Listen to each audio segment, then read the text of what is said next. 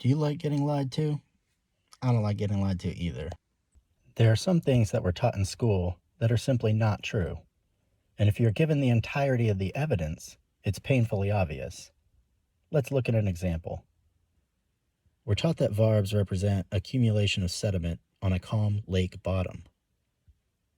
The definition of a varve is a pair of thin layers of clay and silt of contrasting color and texture that represents the deposition of a single year, or summer and winter in a lake. These are called glacial sediments because they are believed to form in lakes, which are present due to glaciers melting nearby. This is nothing surprising as it is what we're all taught in school. So how would this be an example of something that's not true? Well, let's look at some evidence they never showed you in school. Many of these clips we are about to watch are from a recent video on Nick Zentner's self-named YouTube channel. Nick has a Master of Geology from Idaho State University and has been teaching geology at Central Washington University since 1992. I owe much of what I know about geology to Nick because he's an incredible teacher and he has a passion for sharing geology with the public. At the university, he actually opens his classroom to the local townspeople for free.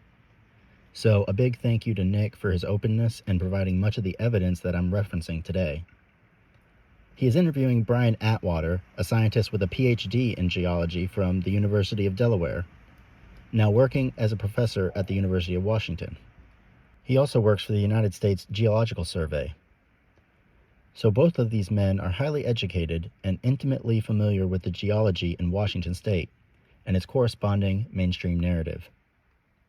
Let's watch them literally uncover the evidence that is left out of the textbooks and see them grapple with the conflicting evidence in the moment of discovery.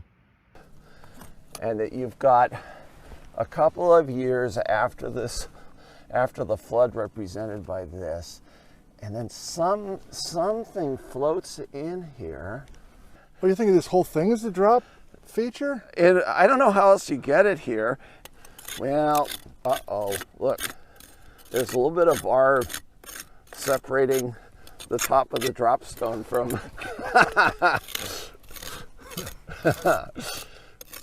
Yeah? Okay, so there goes that idea. So let's consider a few things from what we've just seen. The mainstream narrative would say this layer of diamict represents glacial till, and since this is supposed to be a calm lake setting, this would need to be floated in on an iceberg, according to the mainstream narrative. The varves would represent several years of summer and winter, but the dropstones blow up the entire narrative. Since it is hard to see the supposed winter and summer layers in the freshly exposed region, let's look to the left where the layers are still weathered and easier to see. Scaling the varves with a stone on the right to compare to the varves on the left, we see that this stone would have to be dropped and then buried over, say, 2 years, and then covered by another winter-summer pair of layers, representing a full year later before the layer of diamict is dropped on top of the varves.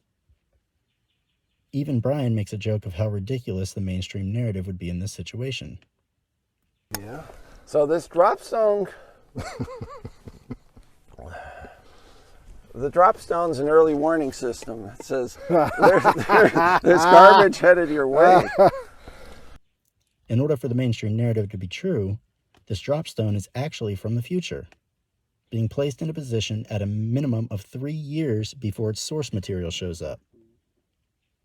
But what is this really telling us? It's telling us that these are not actually representing a winter-summer pattern, and therefore, by definition, are not varves. Remember the definition from earlier? The layers representing a winter and summer pattern is built into the definition. Brian unexpectedly just showed us it is ridiculous to interpret these layers as winter-summer patterns. But what is the alternative?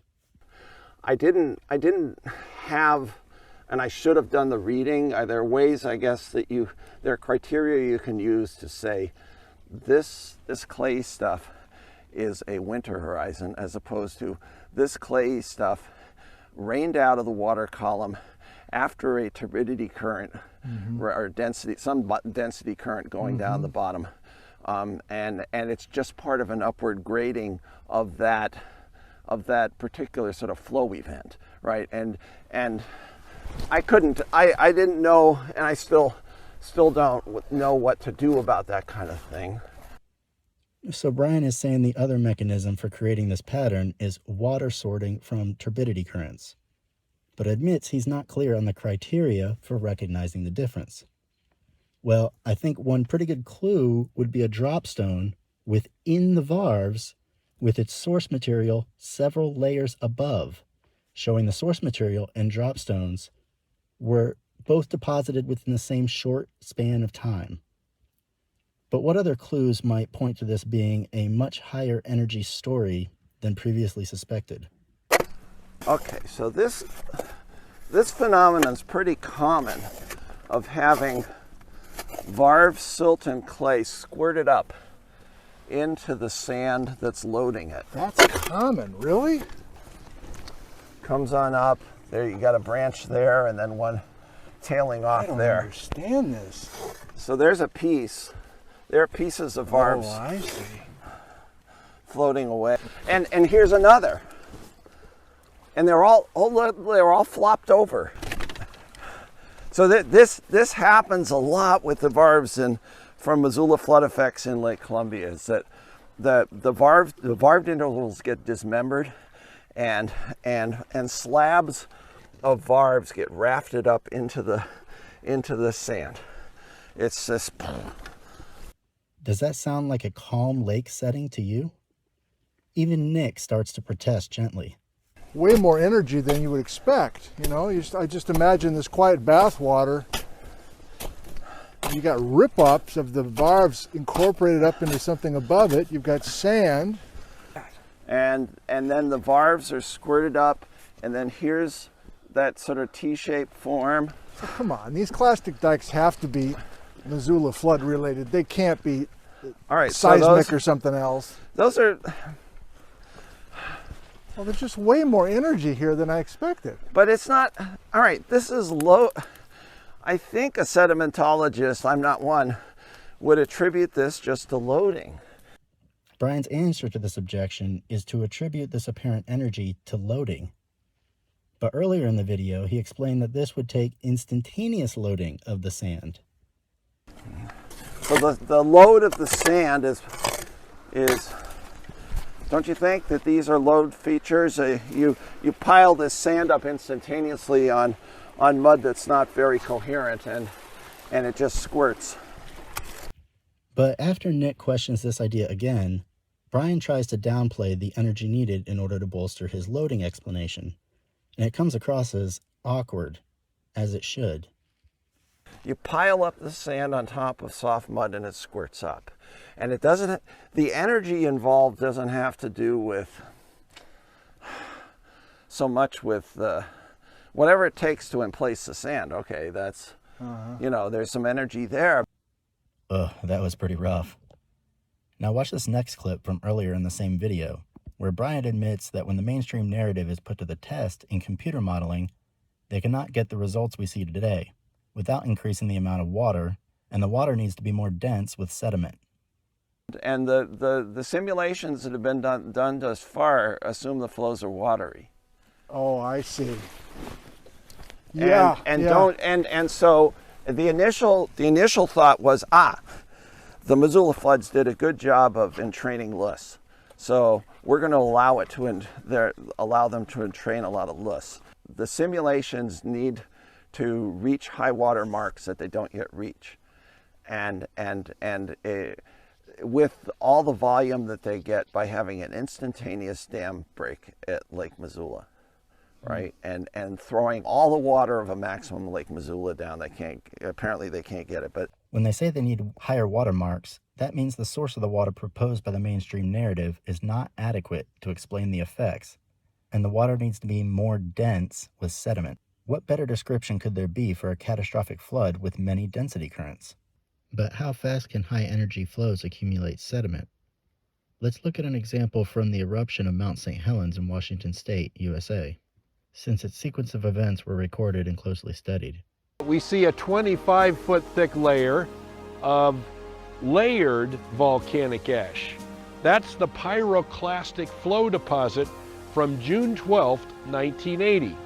And then on top of that, we see the mud flow from March 19, 1982.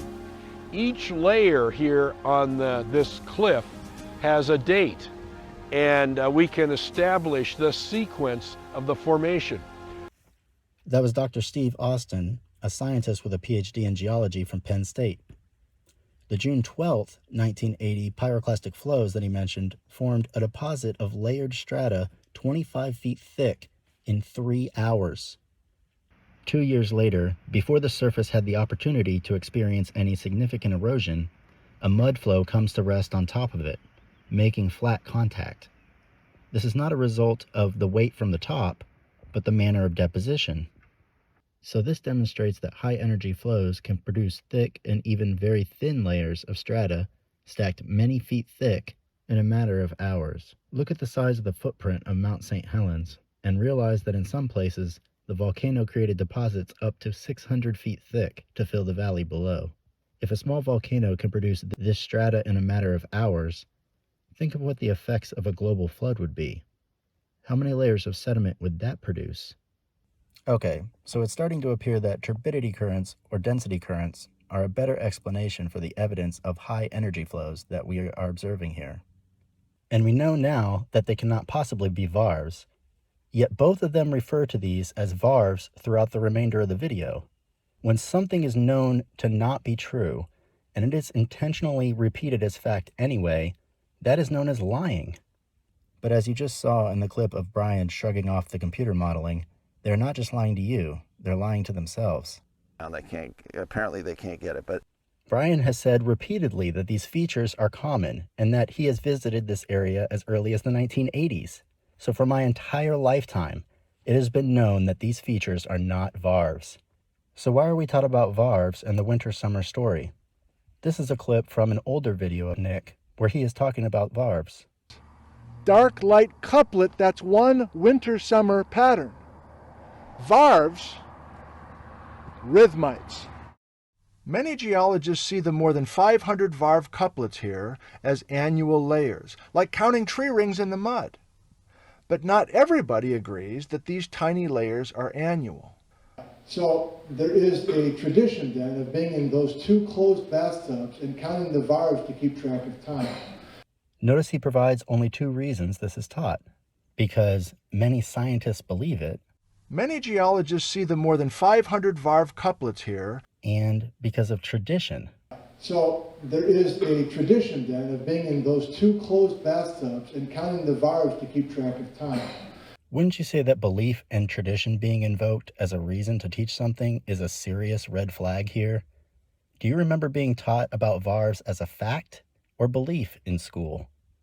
Now, taking all the evidence into account, do you think this identification as Varves is factual? Should it even be taught in school at all? At some point I think you're making this stuff up. Let me know your thoughts in the comments below. Don't forget to like and subscribe, and I'll see you in the next one.